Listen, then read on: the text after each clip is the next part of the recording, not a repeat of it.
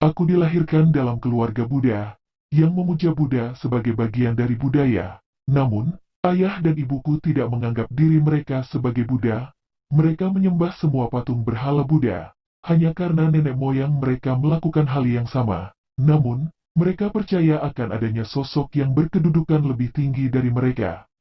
Jadi waktu aku SD, ayahku banyak minum. Itu merupakan bagian dari budaya kami, di mana para pria minum minuman keras, dan tidak ada yang memberitahu mereka bahwa minum minuman adalah hal yang buruk untuk dilakukan.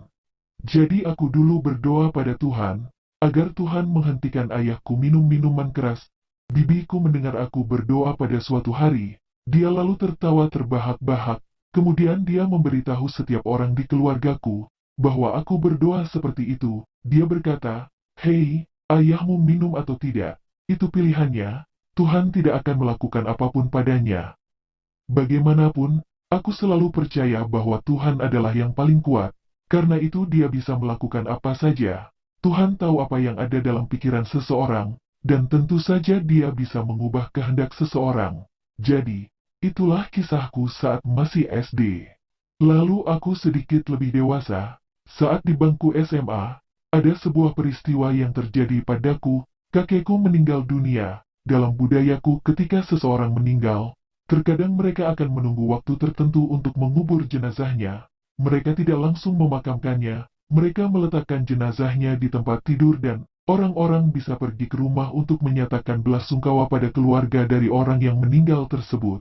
Aku duduk di sebelah jenazah kakekku pada waktu itu, dan aku memegang tangan beliau. Aku ingat saat itu aku berkata pada diri sendiri bahwa aku percaya pada akhirat. Akhirat itu nyata, serta aku percaya akan adanya takdir, dan adanya kekuatan yang lebih tinggi.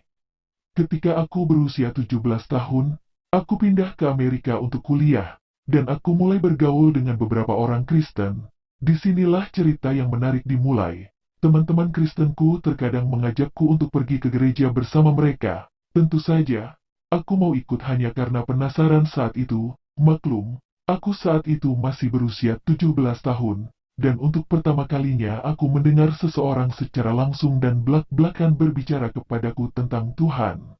Ketika aku berada di kampung halaman di Vietnam, orang-orang berbicara tentang takdir, orang-orang berbicara tentang kekuatan yang lebih tinggi, mereka berbicara tentang makhluk yang disebut langit, matahari, tetapi mereka tidak pernah berbicara tentang Tuhan secara langsung. Tapi sejak kecil, aku selalu percaya bahwa pasti ada makhluk di luar sana yang mengatur hidup ini, mengatur takdirku, menciptakan takdirku. Jadi ketika aku mendengar tentang Tuhan, aku sangat senang, aku tertarik untuk mengetahui lebih banyak, maka aku memutuskan untuk menjadi orang Kristen terlebih dahulu. Karena itulah satu-satunya agama yang aku tahu pada saat itu yang berbicara tentang Tuhan. Oh ya, jadi kampus pertamaku di California.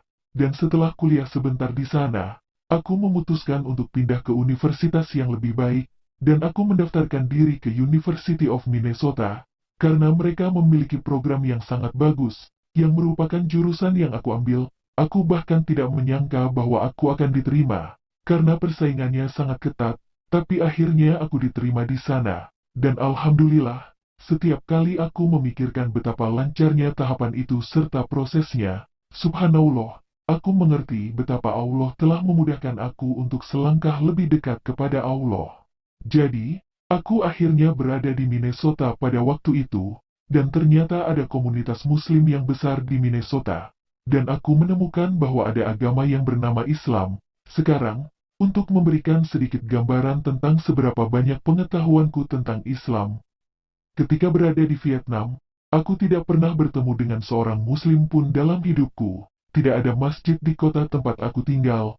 Itu adalah sebuah kota kecil. Aku sering bepergian, tapi entah mengapa, aku tidak pernah bertemu Muslim ketika berada di Vietnam, dan aku juga tidak berteman dengan seorang Muslim pun selama tinggal di California. Bahkan, jika seseorang bertanya apakah Muslim makan daging babi atau tidak, aku tidak tahu. Aku tidak tahu bahwa Muslim tidak makan daging babi. Aku tidak tahu bahwa seorang gadis Muslim seharusnya memakai hijab. Sesedikit itulah pengetahuanku tentang Islam, tapi alhamdulillah, karena ketidaktahuan itu, Aku juga jadi tidak tahu tentang hal-hal buruk yang dikatakan di media sosial tentang Islam. Salah satu kesan pertama yang aku dapat tentang Islam adalah, Islam tidak mau berkompromi jika menyangkut keyakinan mereka. Itu merupakan hal yang sangat aku hormati dan kagumi dari umat Islam. Izinkan aku memberi contoh pada kalian. Aku melihat seseorang memesan pizza, dia bilang, "Bisakah kamu membuat pizzanya clean cut?" Reaksiku, "Apa yang kamu maksud dengan clean cut? Semua pizza itu sama."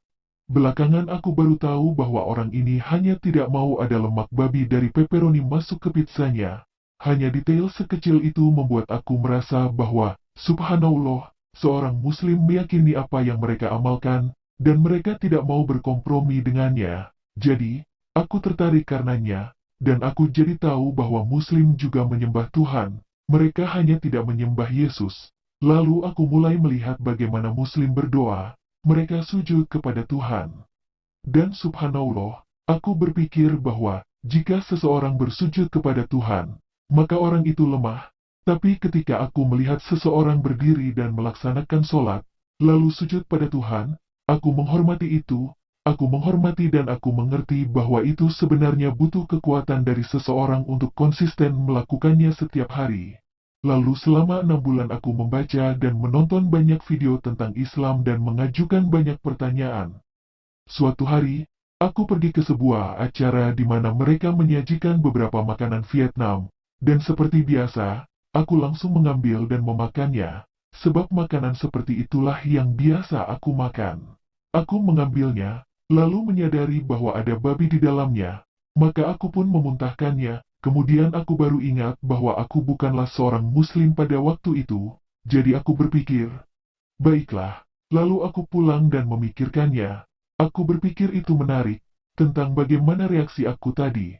Mungkin ada yang berubah di hatiku. Aku pun berdoa saat itu, aku berdoa pada Tuhan dan berkata, "Tuhan, jika Islam atau Kristen merupakan jalan yang benar bagiku, tolong beri petunjuk." Kemudian pada keesokan harinya, aku menemukan sebuah video di mana Yesus digantung di kayu salib, dan Yesus berkata kepada Tuhan, "Tuhan, Tuhan, mengapa engkau meninggalkan aku?" Aku berbicara pada diri sendiri, "Lihat, kamu seorang Kristen sekarang." Video ini dibuat oleh orang Kristen. Dalam video ini Yesus berbicara pada makhluk lain. Dia meminta pada Tuhan untuk menyelamatkannya. Jika Yesus adalah Tuhan, pada siapa dia berbicara? Video ini bahkan tidak dibuat oleh Muslim, dan karenanya, alhamdulillah aku akhirnya memeluk Islam, karena aku tahu, bagaimana Islam sangat sempurna dalam konsep ketuhanan, bagaimana Islam